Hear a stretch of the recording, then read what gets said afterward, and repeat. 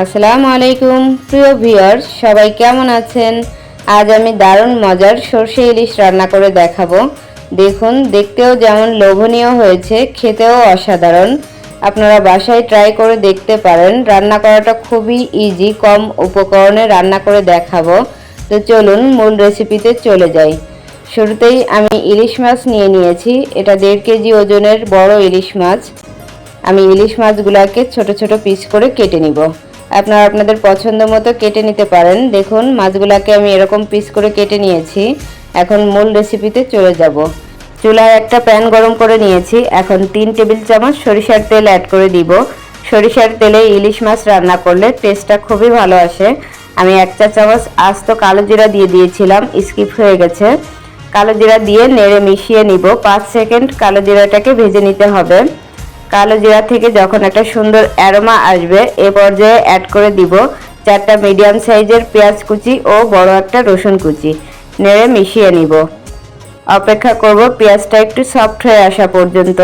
পেঁয়াজ ও রসুনগুলোকে 30 থেকে 40 সেকেন্ড সময় নিয়ে ভেজে নিব। বেশি ভাজা যাবে না, তাহলে মাছের টেস্টটা ভালো আসবে না।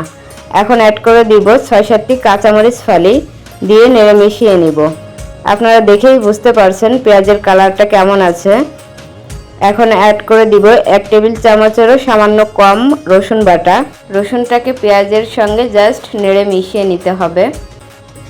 নেড়ে মিশিয়ে নিয়েছি। এ পর্যায়ে অ্যাড করে দিব উঁচু 1 টেবিল চামচ সরিষা বাটা।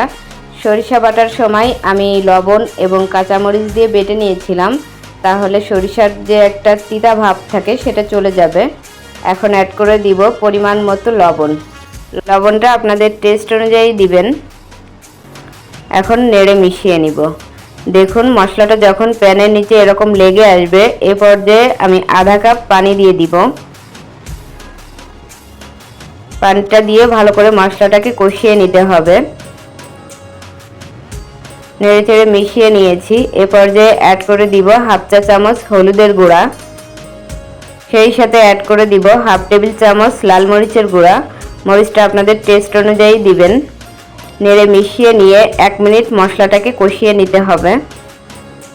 মশলাটাকে আমি কষিয়ে নিয়েছি। এ পর্যায়ে অ্যাড করে দিব কেটে রাখা ইলিশ মাছগুলো। খুবই মজা হয় এভাবে রান্না করলে। আপনারা বাসায় ট্রাই করে দেখবেন, আশা করি ভালো লাগবে। এখন একটা ঢাকনা দিয়ে ঢেকে মিডিয়াম আঁচে 2 মিনিট মাছটাকে রান্না করে নিব। ফিরে আসছি 2 মিনিট পর। দেখুন, মাছের কালারটা চেঞ্জ হয়ে গেছে। এখন আলতো হাতে মাছগুলোকে উল্টে দিতে হবে।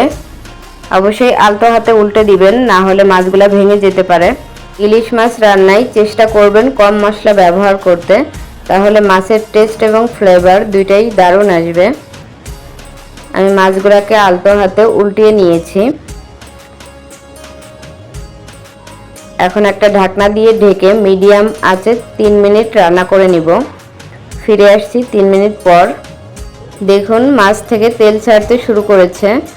এ পর্যায়ে আলতো হাতে একটু নেড়ে দিব যাতে নিচে না লেগে যায়। এজন্য আপনারা চাইলে প্যানের হাতল ধরে একটু দুলিয়ে দিতে পারেন মাছগুলোকে, সেক্ষেত্রেও মাছগুলো আর নিচে লেগে যাবে না।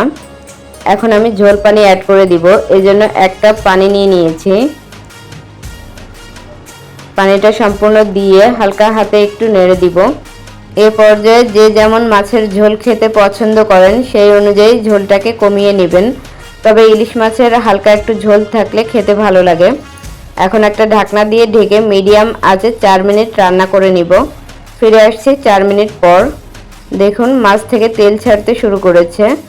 এ পর্যায়ে আমি 4টা কাঁচামরিচ দিয়ে দিলাম। কাঁচামরিচ দিলে সুন্দর একটা ফ্লেভার আসে। এখন আলতো হাতে মাছগুলোকে নেড়ে দিব। একটা ঢাকনা দিয়ে ঢেকে মিডিয়াম আঁচে 4 থেকে 5 মিনিট রান্না করে নিব, তাহলে মাছ থেকে তেল ছেড়ে দিবে। ফিরে আসছি 4 মিনিট পর। দেখুন, মাছ থেকে তেল ছেড়ে দিয়েছে। কালারটা কত সুন্দর এসেছে। ভিডিওটা কেমন লেগেছে অবশ্যই কমেন্টে জানাবেন। ভালো লাগলে আমাদের চ্যানেলটাকে সাবস্ক্রাইব করে পাশে থাকা অল বাটন ক্লিক করে রাখবেন, তাহলে আমি ভিডিও ছাড়া মাত্রই আপনাদের কাছে নোটিফিকেশন চলে যাবে। এই পর্যায়ে লবণটা টেস্ট করে নিয়ে যদি কম থাকে অ্যাড করে দিবেন। এখন সার্ভিং ডিশে পরিবেশন করে নিব।